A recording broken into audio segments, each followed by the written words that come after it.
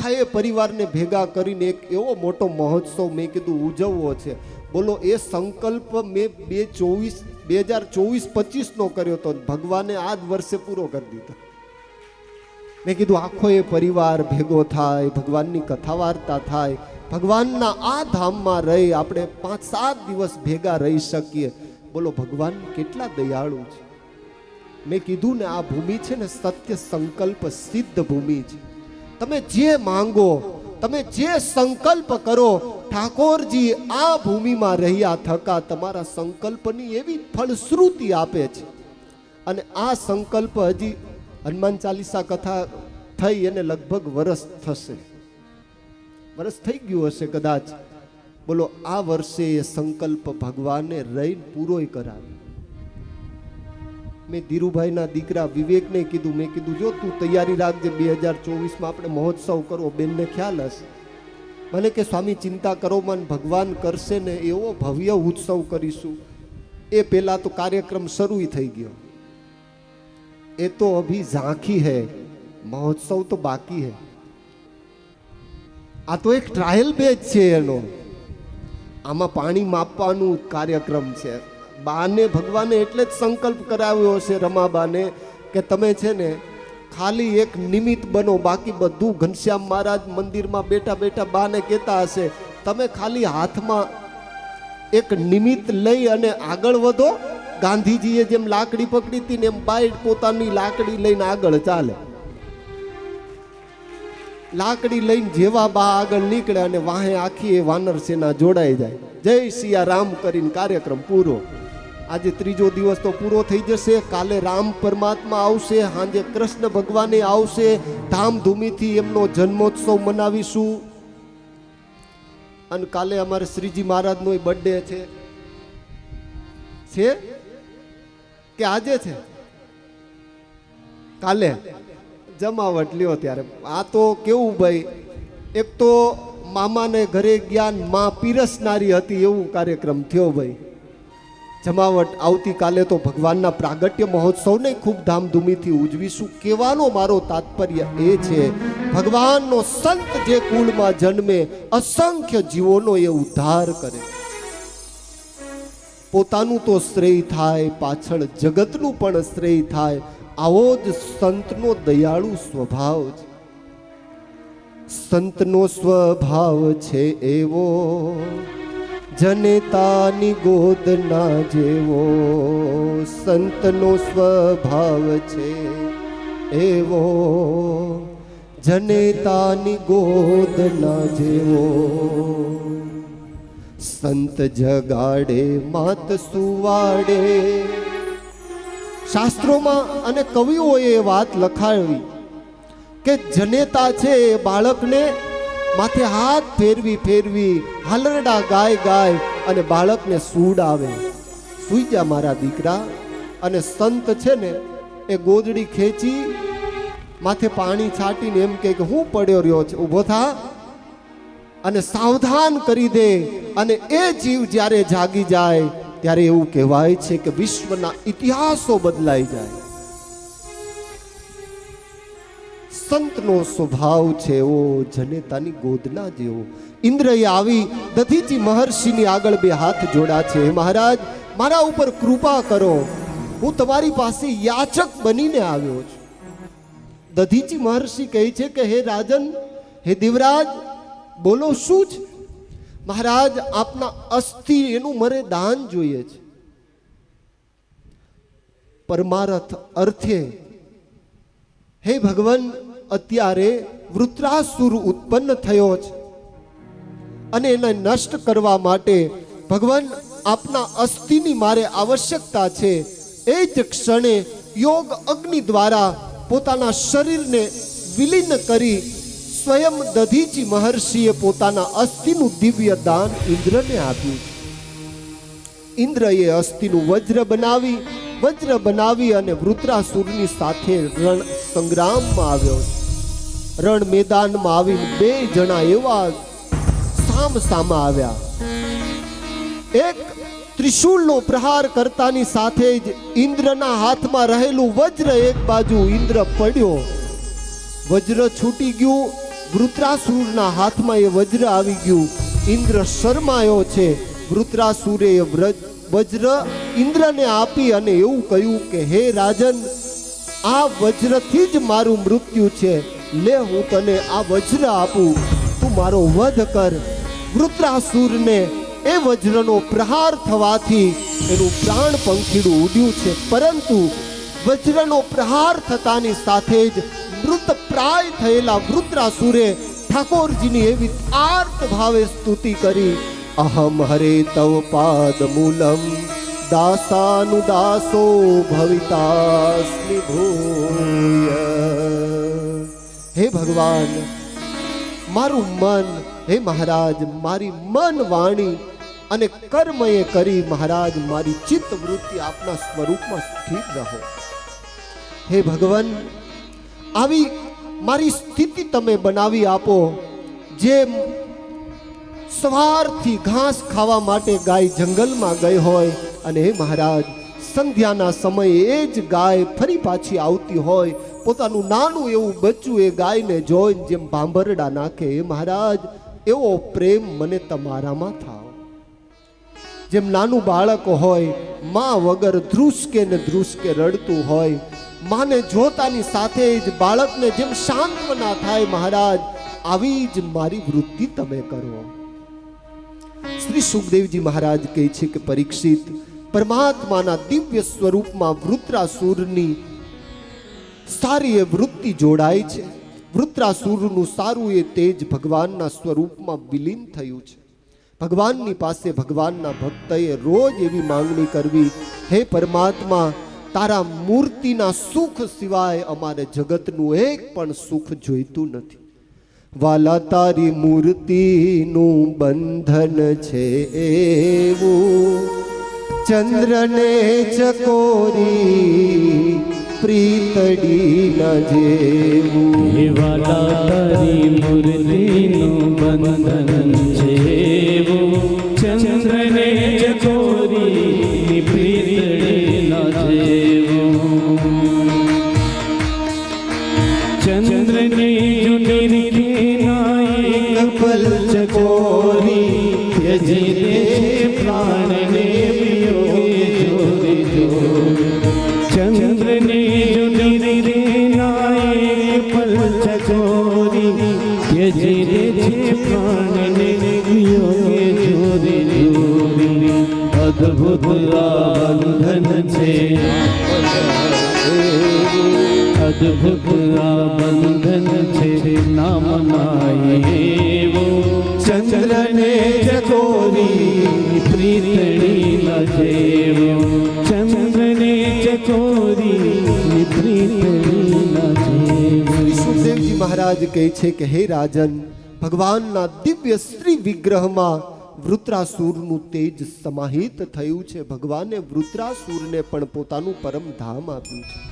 પરીક્ષિત મહારાજે પ્રશ્ન કર્યો છે, હે ગુરુદેવ, એ વૃત્રાસુર કોણ હતો? એના સંદર્ભમાં કથા બતાવી છે. રાજન, વૃત્રાસુર એ પૂર્વ જન્મમાં ચિત્રકેતુ નામે રાજા હતો. 1 કરોડ સ્ત્રી છે. પરિણામ સ્વરૂપ સંતાન નથી, એટલે પુત્ર વિયોગે એને ચેન પડતું નથી. નારદજી આવ્યા. નારદજીને કહે છે કે ભગવાન કૃપા કરો. એટલે નારદજી કહે છે કે રાજન, તારી સૌથી મોટી રાણી જે કૃતદ્યુતિ છે એને તું આ ફળ ખવડાવજે, એની કુખે સંતાનની પ્રાપ્તિ થશે. પણ નારદજીએ ઉપદેશ આપ્યો કે ભાઈ સંતાન હોય તોય શું ને ન હોય તોય શું. ઘણા ત્યાં 5 હાથ હોય, ટાબરિયા રોજ માર ખાધા વગરના રહેતા જ ન હોય, અને ઘણા ત્યાં ન હોય તો બિચારા મા બાપ રડતા હોય કે ભગવાને અમને કાંઈ આપ્યું નહીં. આ જગતની ઉપાધિ જ પહેલેથી એવી છે, જે રીતે ભગવાન રાખે ને એમાં રહેવામાં બહુ મજા છે. સંતાન ન હોય તોય ગ્રહસ્થને, અને એમાંય ખાસ બહેનોને તો એવા મેણા સાંભળવા પડે. હાવ અભાગણી જ રહી, હાવ વાંઝણી જ રહી, ક્યાં અમારા ભાગ્ય આવી હતી. અને પછી ત્યાં અગ્નિ સ્નાન ન થાય તો બીજું થાય શું? પણ સમાજની ટેવ એ મન નથી લાગતું સુધરે કાંઈ. સ્વયં ઠાકોરજી આવીને પ્રયાસ કરે ને પછી કાંઈક ઘટના અલગ ઘટે તો એ યક્ષ પ્રશ્ન છે. પોતાની મોટી રાણીને ત્યાં એક સંતાનની પ્રાપ્તિ થઈ, બીજી રાણીઓ સંતાન વિહોણી છે એટલે એ બાળકને ઝેર આપીને મારી નાખ્યો. નારદજીએ ચિત્રકેતુને કહેલું કે રાજન નથી એમાં ભગવાનની કૃપા માનને. મહાત્મ્યની કથામાં જોયું, આત્મદેવને સંતે સમજાવ્યા કે ભાઈ નથી એમાં બહુ મજા છે. આત્મદેવ માન્યા નહીં કે નહીં મહારાજ આપો તો જ, નહીતર હમણાં હું આત્મહત્યા કરીને મરી જાઉં.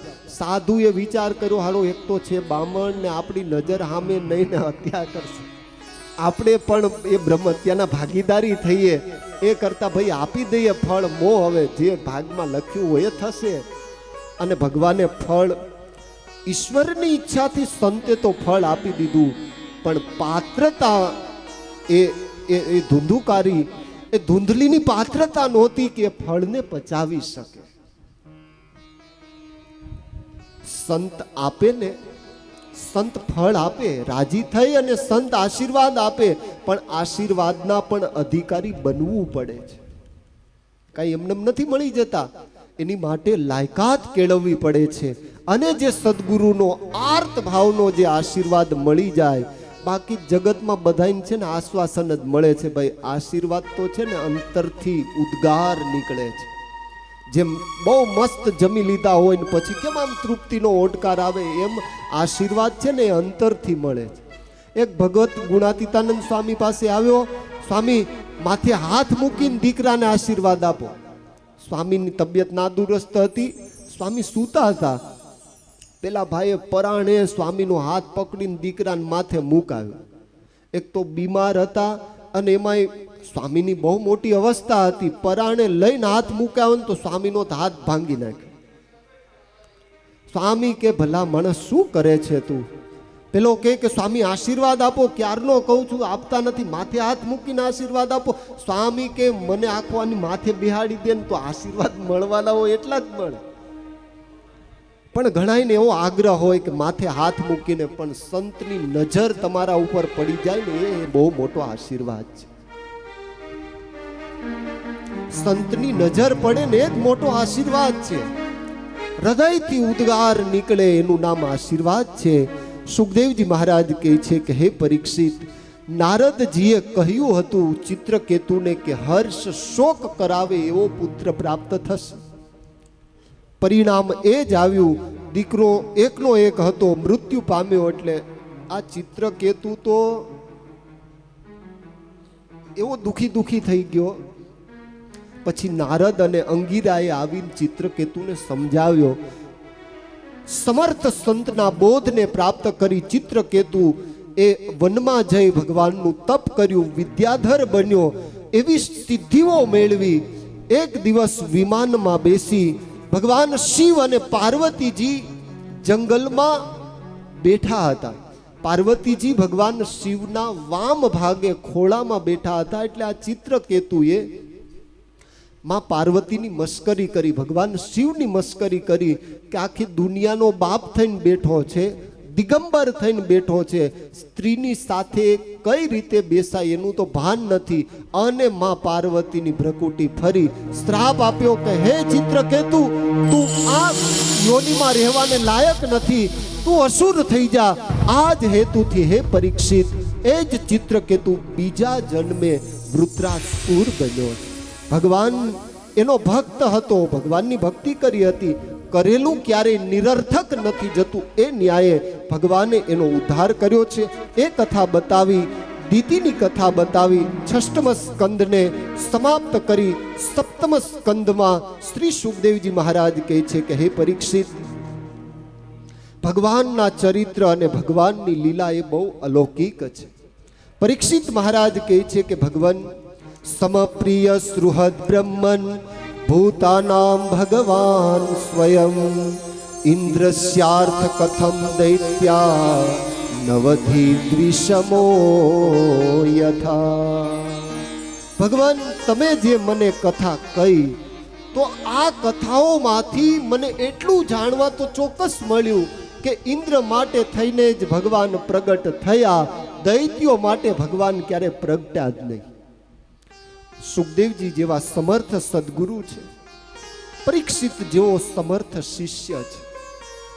જ્યારે સમર્થ ગુરુ અને સમર્થ શિષ્ય એના વચ્ચે જે સંવાદ થાય એમાંથી જ નવી એક સરિતા એનું વહન થાય છે. શ્રી સુખદેવજી મહારાજ કહે છે કે હે રાજન, એવું નથી. ભગવાન માટે તે દેવો પણ સરખા છે અને દૈત્યો પણ સરખા છે. એની દ્રષ્ટિમાં એવો કોઈ ભેદ નથી કે આ મારો બહુ ક્લોઝ છે, આ મારો બહુ દૂરી છે.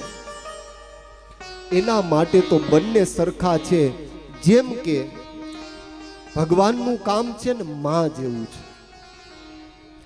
એક માને બે દીકરા હોય, એક 8 વર્ષનો હોય અને એક 6 વર્ષનો હોય, તો 8 વર્ષનો બાળક એ 5 રોટલી ખાતો હોય, 6 વર્ષનો બાળક છે એ એક જ રોટલી ખાતો હોય.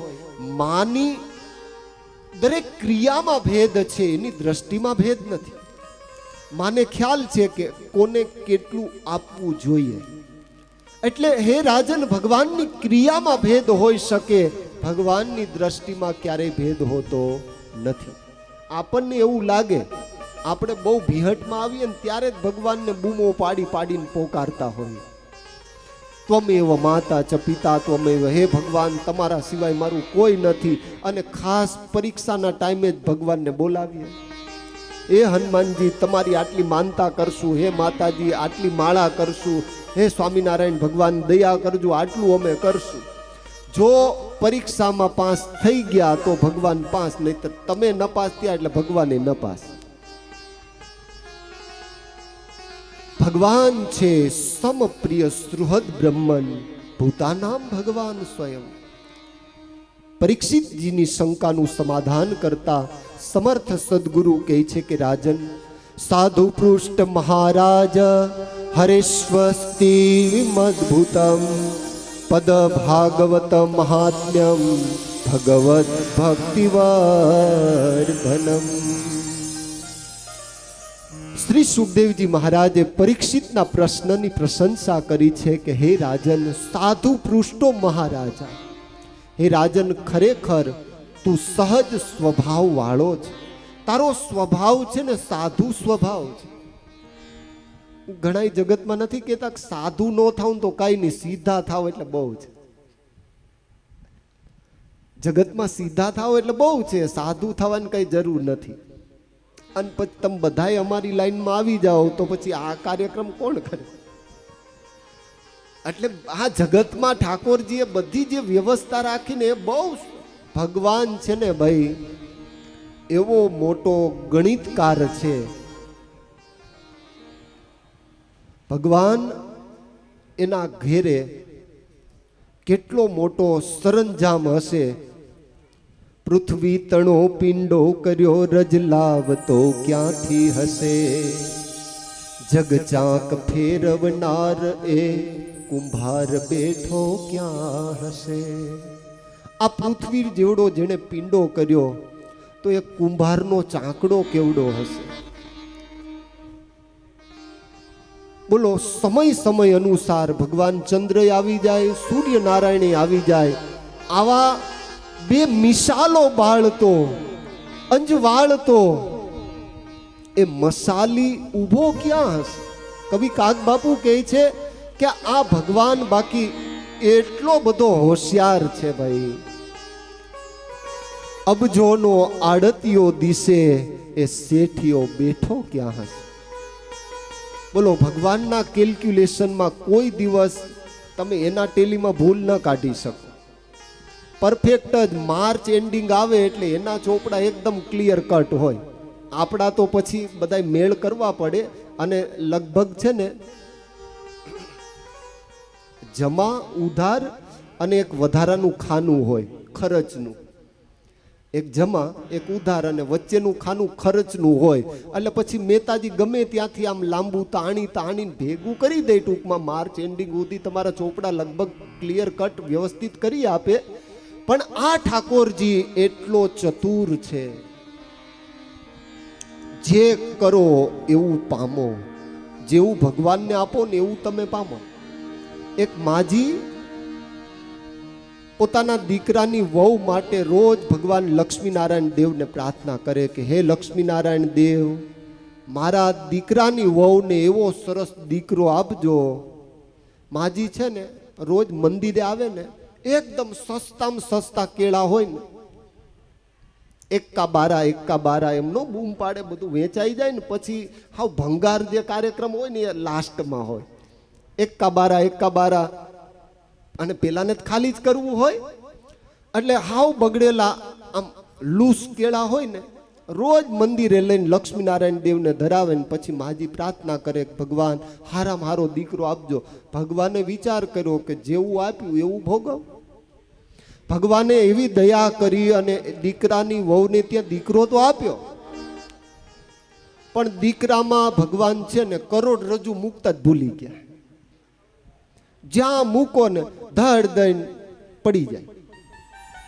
માજી તો સમાચાર મળ્યા એટલે એટલા હોશમાં આનંદમાં હોસ્પિટલે આવ્યા. જ્યાં દીકરાના હાથમાં લીધો ને ત્યાં તો ઢળી પડ્યો અને માજીનો મગજ ગયો. દોડતા રિક્ષા વાળો તો વયો ગયો હતો એટલે પછી દોડતા મંદિરે આવ્યા. ભગવાન લક્ષ્મીનારાયણ દેવની પાસે આવીને હાથ લાંબો કરીને, હે ભગવાન આવું આપન, અત્યાર સુધી મારા કેળા ખાધા ને આવું ફળ. ભગવાન લક્ષ્મીનારાયણ તો ઊભા રહ્યા, કઈ બોલ્યા નહીં, કેમ કે એ તો બહુ દયાળુ. પણ માજીની કમાઈને એવી છટકેલી, ત્રીજા આસમાને માજીનું તબલું વાગતું હતું. માજીનો એવો મગજ ગયો, ભગવાનને એવા ધમકાવે. ભગવાન તો દયાના સાગર બધું સહન કરી લે, પણ હનુમાનજીથી રેવાયું નહીં. યાહુ કરીને હનુમાનજી આવ્યા. જેવા હનુમાનજી આવ્યા એટલે માજીને કે ઉપાડ. માજીને કે ઉપાડો, અહીંથી બહાર નીકળી જાઓ. માજી કે હનુમાનજી વચ્ચે ડિસ્ટર્બ કરવાની જરૂર નથી, મારા લક્ષ્મીનારાયણ ભગવાન વચ્ચેનો મામલો છે, તમે હું કામ માથાકૂટ કરો? અત્યાર સુધી કેળા ખાવા હારા લાગ્યા, ફળ આવું આપવાનું? હનુમાનજી કે માજી ભગવાને કેળા નથી ખાધા, ઉલટાનું અહીંયા બગડતું રોજ હું પોતા મારતો ને ગાર્બેજમાં નાખવા જ હું જતો. તકલીફ મારે હતી. એટલે જેવું આપો ઈશ્વર એવું આપે, જો જસ કરહી તસ ફલ ચાખા. ભગવાન શ્રી સુખદેવજી મહારાજ કહે છે કે રાજન, પરમાત્માની ક્રિયામાં ભેદ હોઈ શકે, ભગવાનની ક્રિયા અલગ હોઈ શકે, ભગવાનનો ભેદ, ભગવાનની દ્રષ્ટિમાં એવો ભેદ નથી. ભગવાન હંમેશને માટે દેવોને પણ એવું જ ફળ આપે, દાનવોને પણ એવું જ ફળ આપે છે. માની ક્રિયામાં ભેદ હોઈ શકે, માના પ્રેમમાં ક્યારેય ભેદ ન હોય. માં જાણે છે કે આ 6 વર્ષનો છે એટલે એક જ રોટલી ખાઈ શકે, અને આ 8 વર્ષનો છે એટલે એ 5 જ રોટલી ખાઈ શકે. એ રીતે હે રાજન, ભગવાન છે એ તો સર્વભૂત પ્રાણી માત્રના હિત રક્ષક છે. એના સંદર્ભમાં હિરણ્યકશિપુની કથા બતાવી છે. એ જ ક્ષણે દિતિપુત્ર હિરણાક્ષના વધ પછી હિરણ્યકશિપુએ પોતાની ભાભીને રડતા જોઈ એટલે એણે નારાયણની સાથે વેર બાંધ્યું છે. આ દુનિયામાં મારા ભાઈને મારનાર હોય તો એ નારાયણ છે. જ્યાં સુધી હું એ નારાયણને મારી ન નાખું, જ્યાં સુધી હું એની સાથે વેર ન બાંધું, ત્યાં સુધી હું જંપીને ન બેસું. પણ એ નારાયણની સાથે વેર બાંધતા પહેલા મારે કંઈક પ્રાપ્ત કરવું પડે, કેમ કે તપ સિવાય સિદ્ધિઓ ન મળે. તપ કરું, તપ કોનું કરવું? વિચાર આવ્યો કે બ્રહ્માજીને હું પ્રસન્ન કરું. એ જ ક્ષણે પોતાના ધર્મપત્ની કયાધુની પાસેથી રજા લઈ હિરણ્યકશિપુ એ તપ કરવા માટે જંગલમાં જાય છે. હિરણ્યકશિપુ કયાધુની પાસે આવ્યા એટલે કયાધુએ કહ્યું કે સ્વામીનાથ, તપ કરવાની જરૂર શું છે? આટલું મોટું રાજ્ય છે, ભોગવન નહીં દેવી, તને ખ્યાલ નથી, નારાયણ મારો શત્રુ છે, અને નારાયણની સાથે જો મારે બાથ ભેટવી હોય તો એની પાસે જે શક્તિઓ છે એવી મારે પણ પ્રાપ્ત કરવી પડે છે.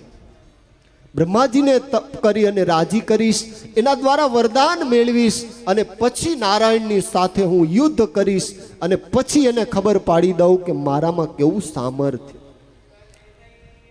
ધર્મ પત્નીએ સમજાવ્યા કે બાપા રેવા દ્યો, મજા નથી. વેરમાં કોઈ દિવસ કોઈ પણ વ્યક્તિને સંઘર્ષથી ક્યારેય સફળતા મળી નથી. સંવાદથી જ હંમેશા વ્યક્તિની સફળતા ગવાય છે અને જે સંવાદથી થાય ને સંઘર્ષમાં ક્યારેય પ્રાપ્ત થાય ને. વાતથી પતતું હોય ને તો પછી ત્યાં લાકડીઓ ઉડાડવાની જરૂર ન પડે. મેં અગાઉ પણ વાત કરી હતી, કપડું સાંધવું હોય તો ત્યાં સોયની જગ્યાએ તલવાર ભરાવો તો એ મેળ ન આવે. સોયની જરૂર પડે ત્યાં સોયનો જ યુઝ કરાય, ત્યાં એનો જ ઉપયોગ કરાય. તલવારની જરૂર હોય ત્યાં સોય લઈને જાઓ તો ના મેળ આવે. હિરણ્યકશિપુ એ કયાધુને કહે છે કે નહીં, મારે તો તપ કરવું છે. તપ કરું તો જ નારાયણની સાથે હું સમર્થ થાવ યુદ્ધ કરવા માટે. જંગલમાં ગયા છે. જંગલમાં ગયા, આ બાજુ એક એવું વિઘ્ન આવ્યું. હાંજ પડી, વળી પાછો હિરણ્યકશિપુ પાછો આવ્યો. કયાધુએ પૂછ્યું કે જ્ઞાતા તો મોટા ઉપાડે, કેમ પાછા આવ્યા? અને પુરુષો છે ને મગજ છટકે ને એટલે કંઈક હારું જા, નથી ખાવી તારી ભાખરી એમ કરીને ઘરેથી ભાગીને જતા રહે. ભૂખ્યા થાય ને આખા ગામમાં ફરી વળે, એકે રેકડીઓ ખુલ્લી ન હોય, બધી દુકાનો બંધ હોય, રવિવારની રજા હોય, કાંઈ મળે નહીં. પછી ઘરે આવીને ધીમે રહીને કે કાંઈ પડ્યું છે ટાઢું? એટલે ઘરવાળાએ બિચારા બહુ આમ સમજવું હોય એટલે એમ કે કાંઈ નહીં, તમારું મગજ એવું છે, લાવો હું તમને ગરમ ગરમ ભાખરી બનાવી દઉં. પછી એ ભાખરી ખાઈને હુવે એ કરતાં ભાઈ પહેલે જ ખાઈ લીધી હોત તો આવી અવળાયો કર્યા વગર. પણ માણસની વૃત્તિ છે ને બહુ હાલી અલૌકિક છે. આ પાછો ઘરે આવ્યો ને હિરણ્યકશિપુ, એટલે કયાધુએ પૂછ્યું કેમ પાછા આવ્યા? હિરણ્યકશિપુ કહે કે દેવી જાઓ ને અપશુકનથી. કયાધુ વિચાર કરે કે અપશુકન અને તમને કોઈક જોવે ને એને અપશુકન થાય. આવું મોઢે ન કીધું, મનમાં કીધું. કેમ કે હવે એ તો બિચારા, અને પતિદેવ કેટલામાં હોય ને એનું સર્ટિફિકેટ છે ને બાજુવાળા પાસે નહીં, ધર્મપત્ની પાસેથી જ મળી જાય.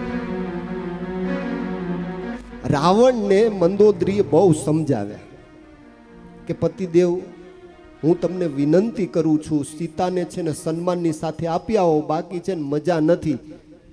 બોલો, આ માણસ ઘરવાળીનું માન્યો જ નહીં.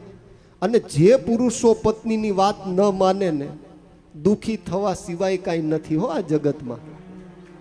એટલે તમે લોકો પાછા બધું માનજો ભાઈ, તમે બધા ડાયા છો, બધાની વાત માનો છો. અને લગભગ આપણે તો સત્સંગીના ઘરમાં તો એ તો સમજણનું અંગ બહુ પરિપક્વ હોય દરેકનું. આ તો કુસંગી જીવ હોય ને એના માટેની કથા છે ભાઈ.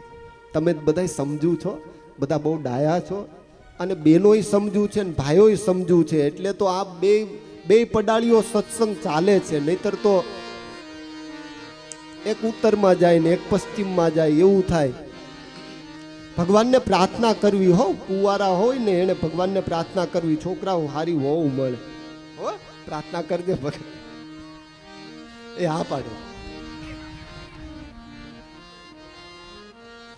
કયાધુને હિરણ્યકશિપુ એવું કહે છે કે મને અપશુકનો થયા. કેમ કે પોપટ આવ્યો, પોપટ નારાયણ બોલતો હતો. 108 વાર કયાધુએ નારાયણ નારાયણ નામ લેવડાવ્યું. બીજા દિવસે તપ કરવા માટે હિરણ્યકશિપુ જંગલમાં ગયો છે. આ બાજુ ઇન્દ્રએ આવી કયાધુનું અપહરણ કર્યું. એ જ સમયે નારદે ઇન્દ્રને રોક્યો છે. હે દેવરાજ, ક્યાં જાય છે? એક અબળાને આ રીતે તું કેમ પરેશાન કરે છે? મહારાજ, આ અસુર પત્ની છે, એના ગર્ભમાં અત્યારે અસુરનો પોષણ થઈ રહ્યું છે. આની કુખે જે જન્મ લેશે એ તો બહુ ભયંકર અસુર થશે. નારદજીએ ઇન્દ્રને સમજાવ્યા, ઇન્દ્ર તું એને છોડી દે. પોતાની ઝૂંપડીએ લઈ કયાધુને ભગવત કથા વાર્તા સંભળાવી ગર્ભમાં રહેલા પ્રહલાદે દરેક ગુણ એને શ્રવણ કરે છે, દરેક કથાઓને સાંભળે છે. આમ કરતા કરતા શ્રી સુખદેવજી મહારાજ કહે છે કે પરીક્ષિત, ઘણો સમય વ્યતીત થયો. કયાધુની કુખે પરમ ભગવત ભક્ત પ્રહલાદ એનું પ્રાગટ્ય થયું. આ બાજુ તપ પૂર્ણ કરી અને બ્રહ્માજીને પ્રસન્ન કર્યા. પ્રસન્ન થયેલા બ્રહ્માજીએ હિરણ્યકશિપુને કહ્યું છે કે હે રાજન, શું તારે જોઈએ છે? હિરણ્યકશિપુ કહે છે કે મહારાજ, હું અજર અમર થઈ જાઉં. બ્રહ્માજી કે એ વાતમાં માલ નહીં, મૃત્યુ તો મારું પણ અનિવાર્ય છે. મહારાજ, તો પછી મને એવું વરદાન આપો, હું ઉપર ન મરું, નીચે ન મરું, હું માનવથી ન મરું, પશુથી ન મરું, હું લીલાથી ન મરું, હું સુકાથી ન મરું, હું દેવથી ન મરું, હું દાનવથી. એવી સિદ્ધિઓને પ્રાપ્ત કરી અને જંગલમાંથી ફરી પાછો રાજ્યમાં આવ્યો. રાજ્યમાં આવી અને હિરણ્યકશિપુએ એટલો આતંક મચાવ્યો. દેવોની પ્રતિમાઓ, ઋષિઓની માળાઓ તોડી નાખી. સારા એ રાજ્યમાં હિરણ્યકશિપુ એ જ ભગવાન. બસ હિરણ્યકશિપુ સિવાય હવે બીજો કોઈ ભગવાન નથી. એ જ સમયે પોતાના રાજ્યમાં આવી કયાધુને સમાચાર મળ્યા. આતિથ્ય સત્કાર કરી કયાધુએ પણ પોતાના દીકરાની ભેટ, એની દીકરાની ખુશાલીના સમાચાર આપ્યા. હિરણ્યકશિપુ બહુ રાજી થયો. બોલો, તપથી બ્રહ્માજીએ વરદાન આપ્યા. આ બાજુ બહુ મારું સદભાગ્ય કે મારે ત્યાં દીકરાનો પણ જન્મ થયો. એ દીકરાને ભણવા માટે પાઠશાળામાં મૂકવામાં આવ્યો. શંડ અમર્કને બોલાવી દીકરાનો હાથ સોંપી પ્રહલાદને પાઠશાળામાં મૂકવામાં આવ્યા. 6 મહિના પછી ફરી પાછા પ્રહલાદ પોતાના પિતાના ખોળામાં બેઠા. પરીક્ષા લીધી. પૂછવામાં આવ્યું કે બેટા, શું તું શીખ્યો? હે પિતા, જીવ પ્રાણી માત્ર એનો હિત રક્ષક જો કોઈ હોય તો એકમાત્ર નારાયણ છે. અને જે પ્રહલાદનો ઘા કર્યો, શંડ અમર્કની ઉપર ગુસ્સો ઠાલવતા સ્વયં હિરણ્યકશિપુ કહે છે કે આ અસુરને એવું શીખવો કે નારાયણ આપણો દુશ્મન છે. પ્રહલાદજીને કહે છે કે નારાયણ આપણો શત્રુ છે. પ્રહલાદજી કહે છે કે હે ગુરુદેવ, હજુ પ્રહલાદજીને ફરી પાછા 10 મહિના પછી હિરણ્યકશિપુએ રાજધાનીમાં બોલાવ્યા. ખોળામાં બેસાડીને પૂછે કે બેટા, શું શીખ્યો? હે પિતા, શ્રવણમ કીર્તનમ વિષ્ણુ સ્મરણમ પાદ સેવનમ અર્ચનમ વંદનમ દાસ્ય સખ્ય આત્મનિવેદનમ. હે પિતા, ભગવાનની ભક્તિ કરવી, ભગવાનને રાજી કરવા, નારાયણમય રહેવું એ જીવનનું સાફલ્યતા છે, એ જીવનનું કર્તવ્ય. અને જે પ્રહલાદને મારવાના પ્રપંચો રચ્યા, પર્વત ઉપરથી પછાડવામાં આવે, અંધારી કોટડીમાં પૂરવામાં આવે, ઇવન સિંહકા હિરણ્યકશિપુએ હોલિકાને બોલાવી પ્રહલાદને એમાં મૂકવામાં આવ્યા. પણ જેને જેનો આશરો, એને એની લાજ, ભગવાનનો જેને આશરો હોય એનું સામાન્ય માનવ શું બગાડી શકે? સિંહિકા બળી ગઈ, હોલિકાનું દહન થયું, ભગવાનના ભક્ત પ્રહલાદનો વાળ વાંકો ન થયો. હે પરીક્ષિત, આ રીતે ઠાકોરજીએ રક્ષા કરી. અતિ ક્રોધિત થયેલા હિરણ્યકશિપુએ એક દિવસ પ્રહલાદને પોતાની બાજુમાં બોલાવી પોતાની કમરમાંથી ખડગને ખેંચી પ્રહલાદને કહે છે કે હે દૃષ્ટ, તો બતાવ ક્યાં છે તારો નારાયણ? એ જ વખતે પ્રહલાદજી કહે છે કે હે પિતા, અત્ર તત્ર સર્વત્ર બધી જગ્યાએ મારા ભગવાન છે. તો પછી બતાવ તારો ભગવાન ક્યાં છે? હે પિતા, મારામાં પણ, તમારામાં પણ, આ રાજ્યમાં પણ, રાજ્યના એક એક સ્તંભમાં પણ, એક એક અણુમાં પણ મારો ભગવાન નારાયણ છે. અને જ્યાં સ્તંભની વાત કરી, પોતાના હાથમાં રહેલી ખડગ એક સ્તંભ ઉપર પ્રહાર કરતાની સાથે ભગવાન નૃસિંહ નારાયણનું પ્રાગટ્ય થયું. બોલીએ નૃસિંહ નારાયણ ભગવાનની જય. નૃસિંહ નારાયણના પ્રાગટ્ય થતાની સાથે હાલો ભગવાન નૃસિંહ નારાયણના પ્રાગટ્ય થતાની સાથે જ દેવતાઓએ પુષ્પની વૃષ્ટિ કરી ભગવાનના પ્રાગટ્ય મહોત્સવને વધાવ્યો છે. સુખદેવજી મહારાજ કહે છે, હે પરીક્ષિત, એવી ભગવાનની ક્રોધાવેશ ભરી આકૃતિ નર અને સિંહ આવું યુગલ સ્વરૂપ ભગવાને ધારણ કર્યું. સરસ મજાની જટા વિખેરાયેલી છે. જીભ બહાર ક્રોધથી લાલ લાલ નેત્ર જેના સજ્જ છે. ભગવાન ગતિ ગહન ગહન ચરણ ભવરમન સમગ્રે તાપરતમ ધરન ધરન યવજરન છબ છબ મન ગુજરાત રન ભવ તન મન ધન ધન ધન વ્યાપ નયન રામ રમાપતિ હૃદયો ગહ ગહ હળ સંપત પ્રગટ રૂપ નરસિંહ મને પ્રગટ રૂપ નરસિંહ ભયો. પ્રગટ રૂપ નરસિંહ ભયો. ભગવાન નૃસિંહ નારાયણનું પ્રાગટ્ય થતાની સાથે હિરણ્ય કશિપુનો ચોટલો ઝાલી ઠાકોરજીએ એને ઝાલ્યો છે.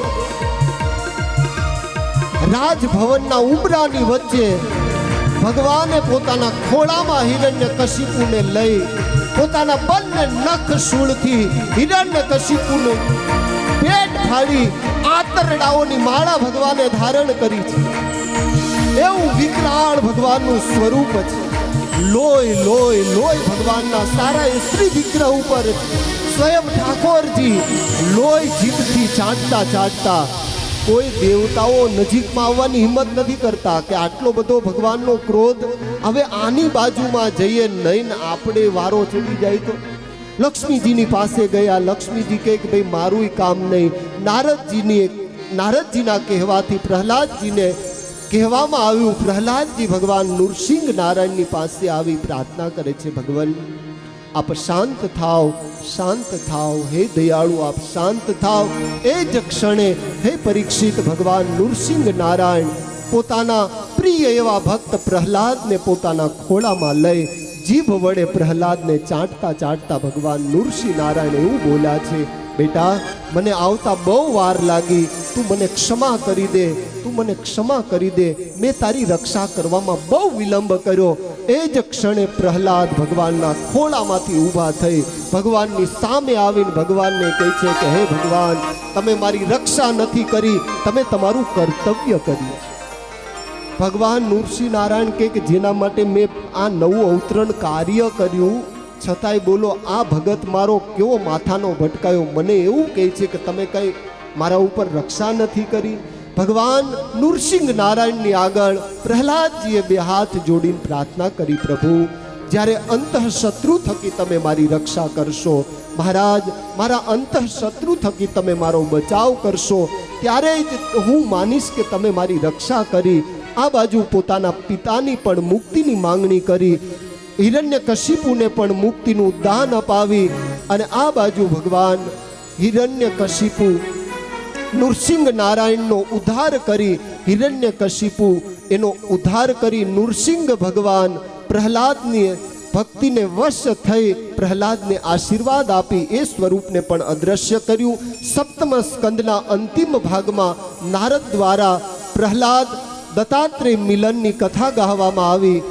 ત્યાર પછી ગૃહસ્થાશ્રમની શ્રેષ્ઠતા, નારદજીના પૂર્વ અવતારની કથા, પ્રહલાદને આજ્ઞા કરવામાં આવી કૃષ્ણ આશ્રય ન છોડવો, આટલી કથા કહી સપ્તમ સ્કંદને પૂર્ણ કરી